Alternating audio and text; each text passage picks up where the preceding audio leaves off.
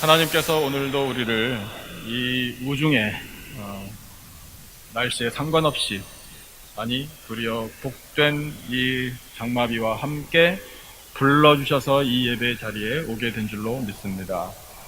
하나님께서는 우리를 부르실 때 다양한 방법으로 부르시지만 특별히 우리 한 사람 한 사람의 이름을 불러주십니다.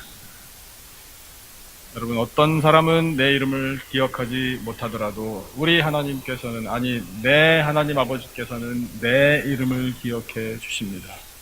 그것을 오늘 말씀을 통해서 우리로 하여금 믿게 해 주십니다. 야곱아, 이렇게 부르시기 때문입니다. 또한 야곱을 이스라엘아, 이렇게 부르십니다. 야곱이 어찌하여 이스라엘이 되었는지 우리가 잘 알고 있습니다만 다시 한번 말씀을 한번 떠올려 보겠습니다. 야곱이 고향 땅을 떠나 피신에 있다가 20년 만에 고향으로 돌아가던 길에 하나님께서 야곱을 만나 주셨습니다. 천사를 보내주셨죠. 천사를 만난 야곱이 무엇을 했는지 기억하십니까? 씨름을 했습니다. 씨름을 했는데 여러분 생각해 보세요. 엄밀하게 생각해 보면 야곱은 그 씨름을 하면 안 되는 거였습니다. 왜냐하면 여러분, 야곱이 어떻게 천사를 당해내겠습니까? 물리적으로는 힘을 못 당합니다. 좀 격하게 표현하면 그때 씨름에서 야곱이 죽지 않은 것만으로도 다행입니다. 그런데 여러분, 야곱이 이건 무조건 지게 되어 있는 건데 이겼나요? 졌나요? 이겼어요. 그 어떻게 천사를 이겼나? 우리는 알아요. 그 속뜻을 압니다. 천사가 져준 거죠. 졌는데, 근데 정말로 야곱이 이긴 게 있어요. 그 이긴 것이 뭐냐면 그의 의지예요. 그 의지의 내용이 뭡니까? 무엇을 향한 의지? 하나님으로부터 오는 복. 천사인 줄 알았죠, 야곱이. 그래서 안 놓습니다. 천사는 가야 되는데 못 놓겠다. 왜 못 놓느냐? 내게 축복해주지 않으면 나는 놓지 않습니다. 인생 걸었어요. 나는 그냥 하는 말이 아니라 죽어도 못 놓습니다. 우리 그런 표현 잘 쓰잖아요. 나 죽어도 안 가. 나 죽어도 못해. 뭐 이렇게 얘기하잖아요. 근데 정말로 죽으면 못하는 거 아니잖아요. 하는 말이 그렇지. 근데 야곱은 정말이에요. 나 죽어도 못 놓습니다. 무엇 때문에 이렇게 목숨을 거나? 복 때문에. 하나님께서 주시는 복 때문에.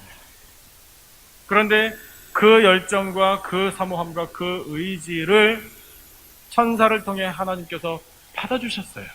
그리고 저 주셨다고요. 저 주시고 그 당장의 복을 내려주신 것이 아니라 복은 그 다음 야곱 평생토록 내려주셨고, 그 자리에서는 하나님이 무엇을 주셨습니까?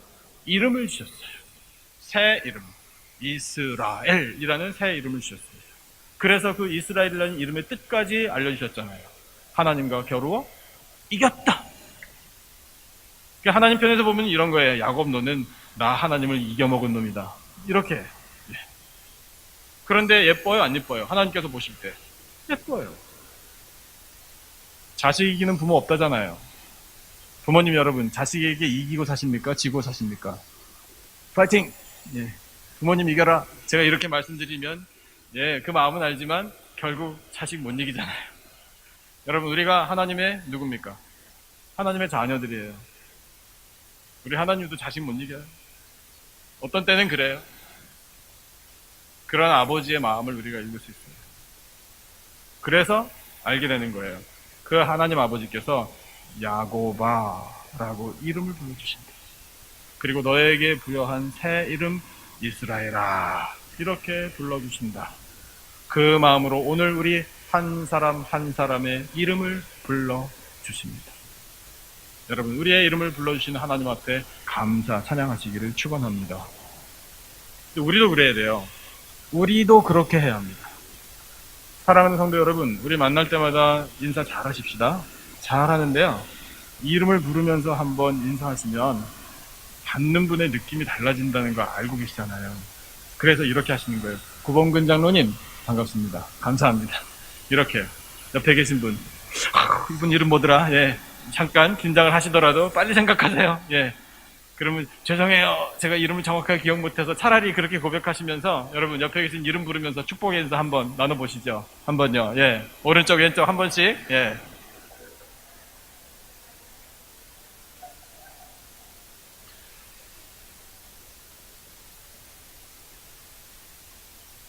자, 되셨죠? 예. 다른 분의 이름을 알고 그분의 이름을 불러드린다는 건요. 감동이에요. 듣는 분에게는요.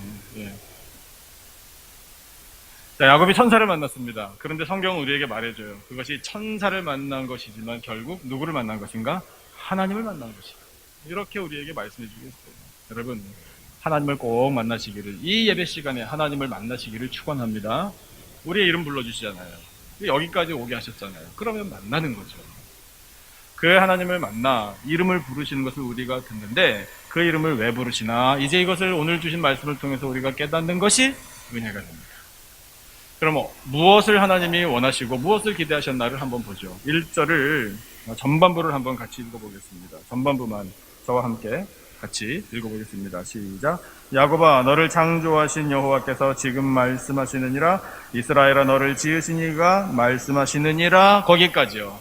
자, 거기에서 첫 번째 하나님이 기대하시는 바는 하나님이 창조주이심을 기억하는 것입니다. 여러분, 하나님은 우리의 생명을, 우리의 인생을, 우리의 역사를 창조하시는 창조주이신 줄로 믿습니다. 저는 목사입니다. 목사가 만약에 안 됐으면 어쩌면 의사가 됐을 것 같아요. 왜 그런가 하면요. 전문직이라서 그런 게 아니라 목사와 의사의 공통점이 있어서 그쪽에 관심이 많이 가는 것 같습니다. 공통점이 뭔지 아시겠죠?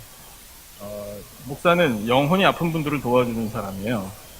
의사는 몸이 아픈 분들을 도와주는 직업을 가진 사람들이에요. 그 면에 치료를 위해서, 회복을 위해서 돕는 사람이라는 공통점이 있잖아요. 목회를 하다 보니까 아픈 분들을 많이 만나요. 혹시 여러분 중에 지금 아픈 분들이 계십니까? 몸이 아픈 분들 계시죠? 뭐 이 아픈 거를 다른 사람한테 얘기해도 뭐 당장에 치료되는 것도 아니고 나만 더 속상하지 또 이럴 수도 있잖아요. 그런데 여러분 괜찮아요. 아프시면은요 일단 요령을 알려드리겠습니다. 그 아픈 것을 빨리 아픈 것으로부터 회복될 수 있는 방법이 있어요. 그게 뭐냐면요 셀 가족들에게 알려드리는 거예요. 셀 목자에게 먼저 말씀하시고요. 우리 목자님 날 위해서 기도해 주십시오. 나 아픕니다. 나 머리 아프고 다리 아프고 팔 아프고 허리 아프고 발가락 끝까지 아픕니다. 안 아픈 데가 없어요.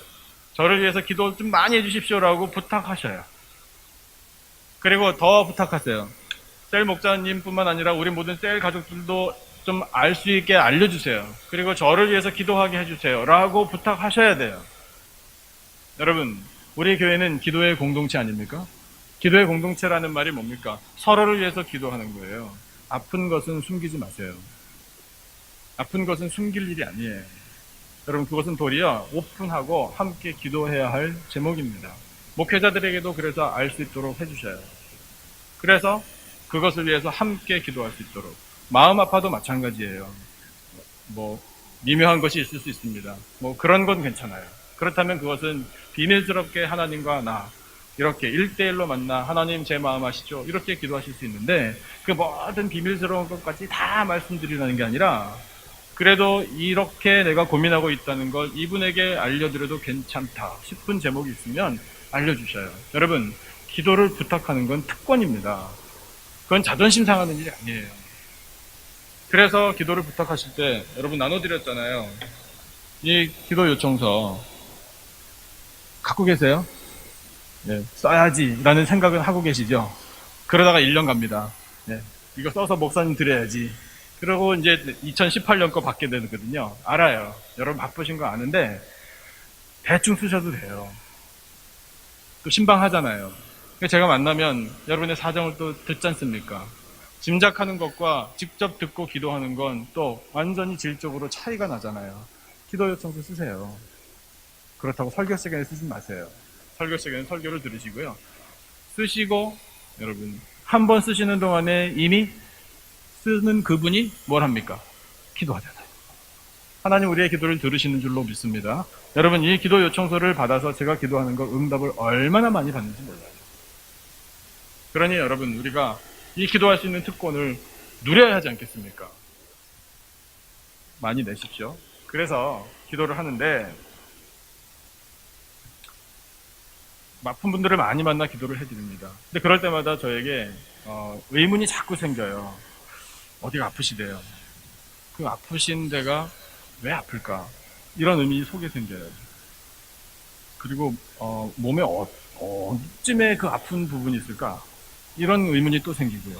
그럼 어떻게 접근해야, 또 어떻게 치료해야, 약물은 도대체 어떤 경로로 가서 그 부분을 치료하고, 만약에 수술한다 그러면은 수술하는 의사는 어디를 어떻게 이렇게 해서 수술을 하나, 그런 다음에 어떻게 회복되나, 이런 의문들이 꼬리에 꼬리를 물고 생기더라고요. 저는요, 가끔 TV나 뭘 볼 때 외과 의사들이 이렇게 메스로 수술대 위에 있는 환자 이렇게 과감하게 쫙 이렇게 메스를 대면 거기서 뭐가 나옵니까? 빨간 게 나오잖아요, 그죠? 예, 그런 걸 볼 때 제가 막 흥분돼요. 즐겁다라는 것이 아니라, 자, 드디어 열리는구나. 이 안에서 어떻게 찾아야 할 것인가.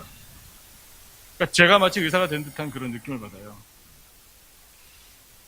그래요, 저기가. 그런데 그런 것들 하도 궁금해가지고 그냥 상상만 하려니까 너무 답답해요. 그래서 책을 한 권 샀어요. 큰맘 먹고 큰 책을 샀어요. 책의 제목이 뭐냐면 인체예요. 영어로는 Human Body. 거기에 자세하게 나와 있어요. 그림으로 그렸어요. 우리 몸의 모든 기관들을요. 그 그림과 함께 설명이 자세히 있어요. 그래서 이름도 있고 뭐 여기에서 어떤 문제가 생기면 어떤 질병이 있다라는 설명까지 그 큰 책에 있어요. 그러니까 그걸 봐요. 성경책도 열심히 읽어요. 염려하지 마시고요. 성경을 읽고 그것도 읽어요. 특별히 아프신 분들을 만나서 그런 이야기를 들으면 그걸 다 귀담아 들었다가 와서 책을 펴봐요. 여기 있구나. 이렇게 생겼구나. 이것이 이렇게 문제가 되겠구나. 이렇게 치료를 하겠구나. 라는 것을 한번 상상해 봐요. 시간 가는 줄 몰라요. 참 재밌어요. 근데 그러면서 느끼는 게 뭐냐면 너무 신비롭다. 다 가늠할 수가 없구나. 하나님께서 우리 몸을 창조하신 것은 우주 같구나. 우주. 알 길이 없어요. 어떻게 이걸 이렇게 만드셨지? 알 길이 없어요. 그래서 오로지 한마디만 나와요. 경이롭습니다. 신비합니다. 그렇게 감탄하며 하나님을 찬양하게 돼요.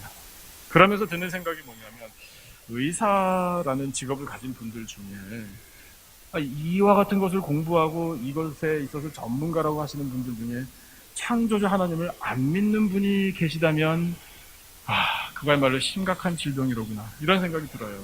그래서 의사들에게도 목사가 필요한 거겠지, 이런 생각이 또 듭니다.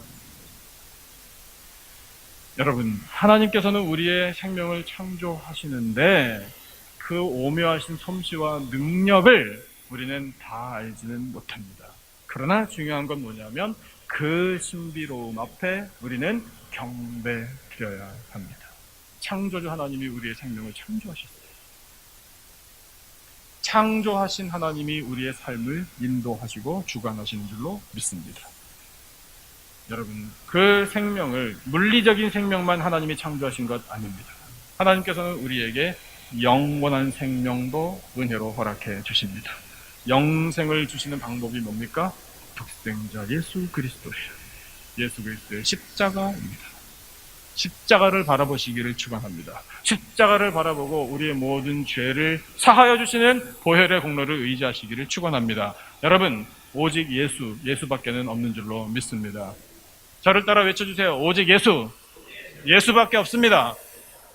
아멘. 여러분, 예수님을 통해 우리는 영원한 생명을 허락받습니다. 이것이 창조주 하나님이 우리를 사랑하셔서 우리로 하여금 기억하라 라고 기대하시는 일이에요. 우리의 이름을 왜 불러주셨나? 왜 부르셔서 이 예배 자리에 나오게 하셨나? 이 굳은 날에 그것을 마다하지 않고 나와 아버지 앞에 예배할 수 있게 하신 은혜가 무엇인가? 그 뜻이 무엇인가? 창조주 하나님이 우리의 생명을 창조하셨고 영원한 생명도 우리에게 주셨다는 사실, 그것을 인정하고 경배하라! 이것이 바로 하나님의 뜻인 줄로 믿습니다. 두 번째 하나님이 우리의 이름을 부르신 뜻, 그것은 무엇인가? 말씀을 한번 다시 살펴보시죠. 1절인데요. 자, 1절 전반부를 우리가 읽었어요. 다시 한번 1절 전반부만 같이 읽어보겠습니다. 야고바부터요. 시작. 야고바, 너를 창조하신 여호와께서 지금 말씀하시느니라. 이스라엘아, 너를 지으신 이가 말씀하시느니라. 아멘. 뭘 하신다고요? 말씀하십니다. 말씀. 여러분, 하나님께서는 우리에게 말씀을 허락해 주십니다. 아니, 그 이전에 하나님은 온 우주와 세상 만물과 생명까지 말씀으로 창조하셨습니다. 인간과 동물, 또 공중에 나는 새들은 특별히 흙으로 재료를 삼으셨다라고 창세기에 기록되어 있는데, 창조의 근원은 말씀이에요. 여러분, 우리가 오늘 하나님의 말씀을 듣게 되면 은혜인 줄로 믿습니다. 하나님 말씀을 들으면 우리의 생명이 활력이 넘치는 거예요. 기쁨이 충만해지는 겁니다. 하나님 말씀 못 듣는 것이 저주예요. 그러나 하나님의 말씀을 들으면 특권 중에 특권이요, 은혜인 줄로 믿습니다. 이스라엘 백성들이요, 이 구약 성경을 살펴보면 역사적으로 하나님께서 침묵하신 기간 동안 참 힘들었어요. 영적인 암흑기가 있었습니다. 대표적으로 한 가지 예를 들면 애굽에서 노예 생활할 때 하나님이 침묵하셨어요. 아무 말씀도 안 하셨다고요. 앞으로 어떻게 될 건가 몰랐어요. 무려 400년이 넘도록 하나님 아무 말씀 안 하셨습니다. 말씀 안 하시니 두려운 거예요. 사무엘 선지자가 등장하기 전에 상당 기간 동안에도 하나님은 말씀 안 하셨어요. 계시도 안 주셨습니다. 제사장도 선지자도 필요 없었어요. 말씀이 없는 세대, 말씀이 없는 그와 같은 시대가 암흑의 시대임을 그들이 깨닫게 되는 거예요. 구약 성경의 마지막 선지자가 말라기라는 선지자입니다. 말라기 선지자가 활동을 하고 나서 그 다음 세례 요한이라는 예수님의 길을 예비한 사람이 오기 전에 역시 한 400년 동안 하나님 아무 말씀 안 하셨어요. 말씀 안 하시는 것이 심판이에요. 그들이 나라를 다스리는데 나라를 다스리는 원리, 정치의 원리가 하나님의 말씀을 인정하게 해주십시오. 우리는 그렇게 기도해야 돼요. 하나님의 말씀의 권세 앞에 무릎 꿇게 해주십시오. 그 말씀으로 흥왕한 나라가 되게 해주십시오. 우리는 기도해야 돼요. 그와 같은 사명이 우리에게 있음을 깨달으며 우리가 간절히 기도하고, 나라뿐만이겠습니까? 여러분, 우리의 가정에 하나님의 말씀이 충만하시기를 축원합니다. 가정 예배 여러분 꼭 드리세요. 주보를 보시면 이미 여러분이 구입하신 365 축복의 통로 그 책자 번호를, 그 주간에 해당되는 번호를 계속해서 업데이트해서 올려드립니다. 가정예배에서 사다 놓고 다시 말씀드리지만 잘 모셔두면 제목만 보고 은혜 받는 거죠. 그 안에 어떤 내용이 있는지 한번 살펴보세요. 가정예배를 드리고자 하는 의지만 있어도 하나님께서 도와주실 겁니다. 가정예배를 드리면 그 가정은 흥왕하게 되어 있습니다. 후손들, 여러분, 우리가 염려할 필요가 없어요. 예배 드리는 가정은요, 하나님께서 책임져 주십니다. 말씀으로 가정들이 세워지기를 축원합니다. 일터도 마찬가지입니다. 말씀으로 일터가 세워져야 돼요. 하나님 말씀대로 경영해야 되고요. 하나님 말씀대로 충성해야 돼요. 이 말씀에서 떠나면 아무것도 안 된다. 말씀에서 떠나면, 예수님으로부터 떠나면 너희가 아무것도 할 수 없다. 예수님이 말씀하셨잖아요. 그러나 예수님과 연합하면, 예수님의 말씀이 우리 속에 있으면 너희들 무엇이든지 원하는 대로 구하라. 내가 이루리라. 약속하셨습니다. 아멘. 여러분, 말씀대로 살면 하나님께서 이루어 주실 줄로 믿습니다. 모든 삶의 터전은 말씀으로 이루어져야 돼요. 그래서 우리는 그 말씀을 늘 가까이 해야 하고, 말씀을 사랑해야 하고, 말씀을 읽는 일에 최선을 다해야 하고, 이 말씀을 통해 하나님을 만나는 그 시간은 어떤 것에도 양보하면 안 돼요. 여러분, 그런 가치관이 분명히 세워져 하나님의 말씀과 동행하는 삶이 되시기를 주님의 이름으로 축원합니다.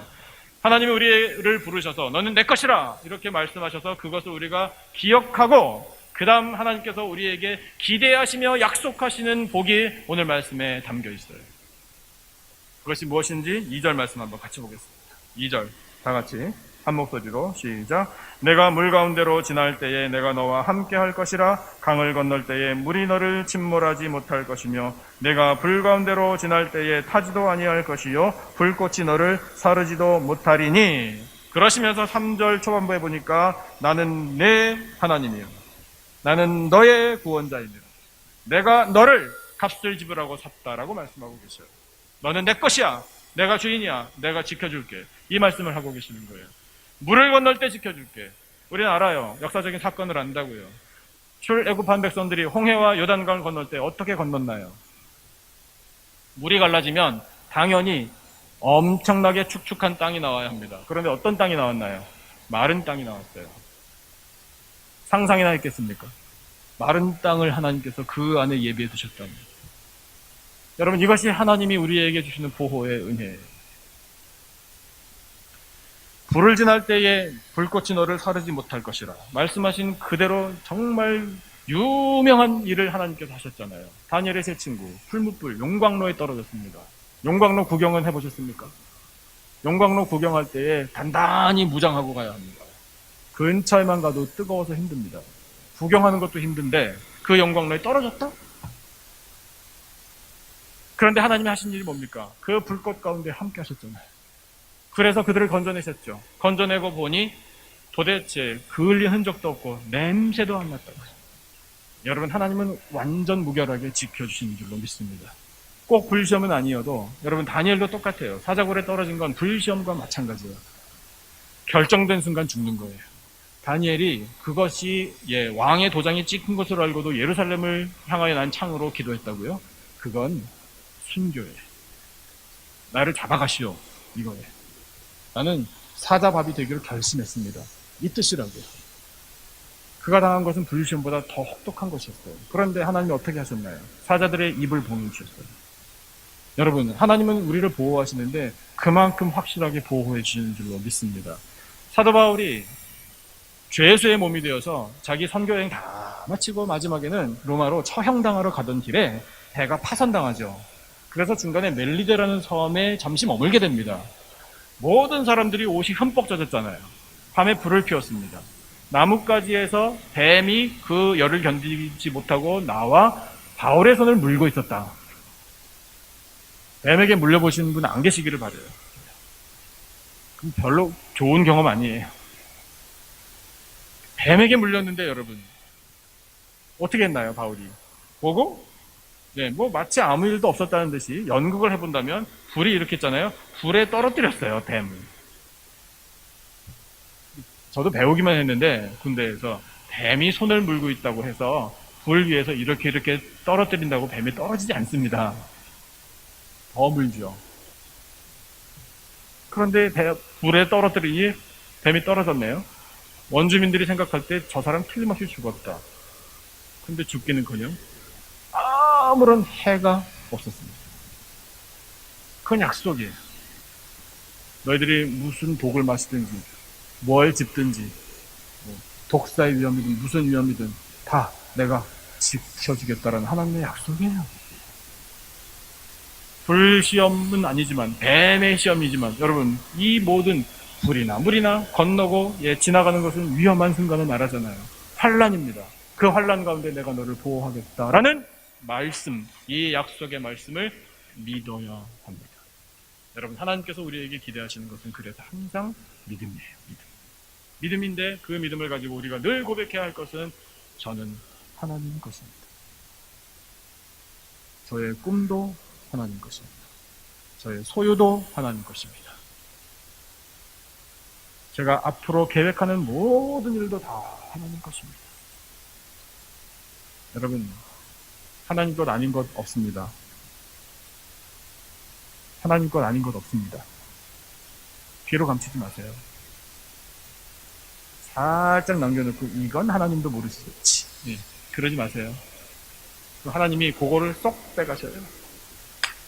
그러니 우리는 하나님 앞에서 어찌 거짓된 마음을 가지고 살겠습니까?